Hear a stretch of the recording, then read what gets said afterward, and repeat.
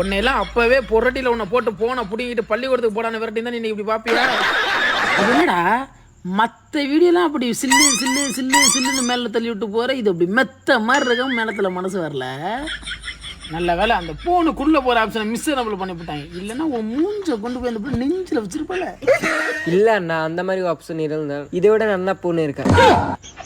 அப்போ என்னமா அதில் இதில் தான் இருக்குது, இதில் தான் இருக்குது. உங்கள் அப்பா உன்னை பார்த்தா புண்ணாக்கு மட்டும் நக்கலு. ஏன்னா என்னாச்சுண்ணே? போனுக்குள்ளே ஒரு ஆப்ஷன் இருக்கான்னு கேட்குறான்டா. பச்சை ஒரு வை. உண்மையில அந்த மாதிரி இருக்கானே? அதை எதுக்கு நீ கேட்குற?